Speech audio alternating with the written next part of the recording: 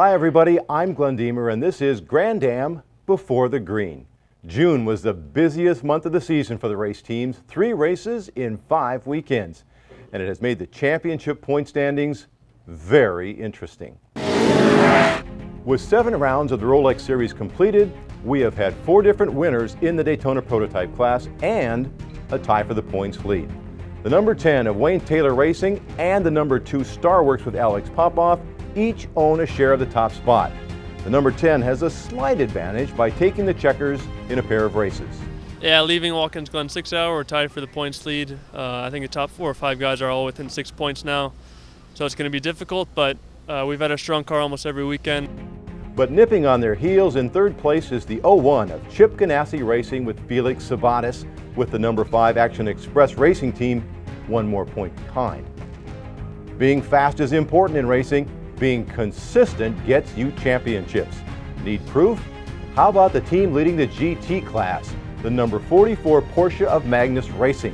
Whatever race you watch, they are always challenging for the win. However, they are still looking to break through and visit victory lane for the first time this season. We've got our work cut out for us. Great start, ran really well, has run really well, and John and I have now extended our points lead to, I think, 6 over the 2nd place car. So we're 7 races in out of 12, got a 6-point lead, and looking to close out the rest of the season staying in the lead. But no time to get comfortable. There is a tie for 2nd. It's led by the number 57 Chevy Camaro of Stevenson Motorsports with 4 wins in the first 7 races.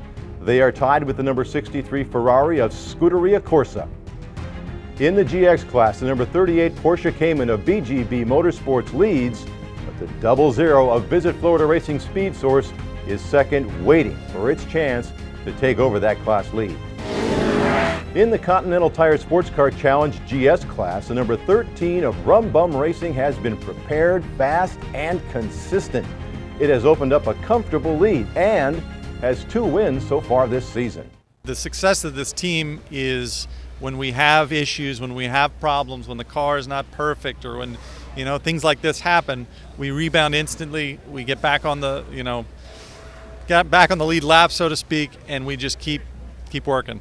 In 2nd place is the number 9 Stevenson Motorsports Camaro GSR, while the number 55 Multimatic Motorsports Aston Martin is 3rd.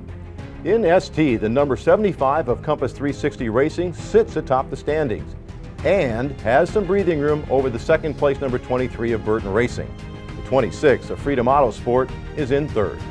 That's all we care about is the championship. So the podium is awesome and we're really, really excited, but honestly all we really care about is the big picture, winning the championship for Honda, winning the championship for the drivers, for Kyle and I. That's where we stand with all the championship chases. Now it's time to head to Indianapolis. It's here that the North American Endurance Championship, presented by VisitFlorida.com, will run the final laps of another outstanding season. In the Daytona Prototype class, it's Action Express Racing in clean air out front, with the 01 of Chip Ganassi Racing with Felix Sabates right behind. In the GT class, it's Stevenson Motorsports on top, but just 2 points back is the AIM Autosport Team FXDD with Ferrari. This brings us to the Brickyard Grand Prix. A year ago, the Grand-Am teams came to the iconic Indianapolis Motor Speedway for the first time. It was certainly memorable for the Starworks Motorsport team, with Sebastian Bourdais and Alex Popoff behind the wheel. The number 2 Ford Riley took the checkered flag, and with it, the historic maiden win at the Brickyard. Popoff is back, looking to make it 2 in a row, but this time he'll team with Ryan Dial. It was amazing because not just my first race win, it was my first race win in a DP. It was the first race of a DP in Indy.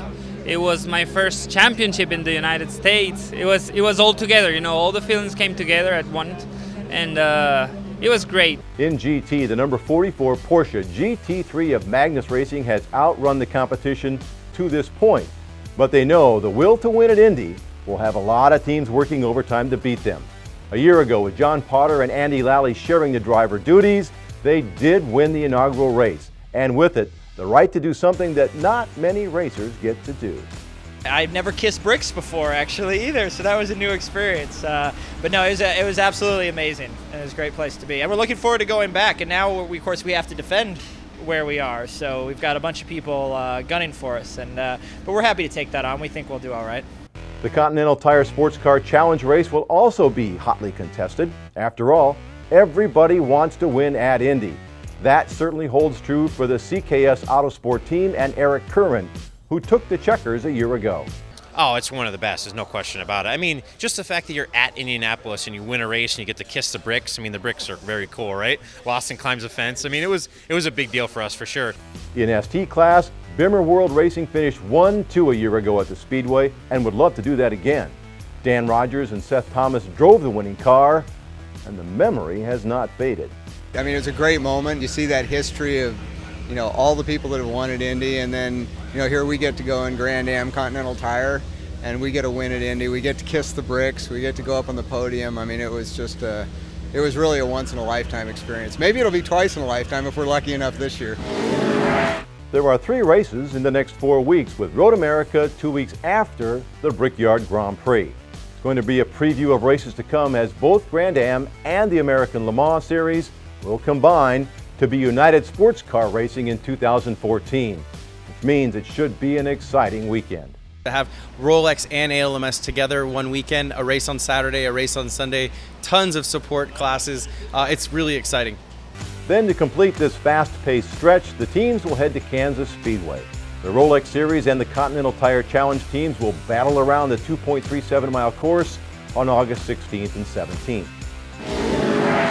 Remember, the Brickyard Grand Prix is Friday, July 26th at 7:30 p.m. You can watch the entire race on Speed or catch the highlights right here on GRAND-AMvids.com. So until next time, I'm Glenn Deemer. Thank you for watching another edition of Grand-Am Before the Green.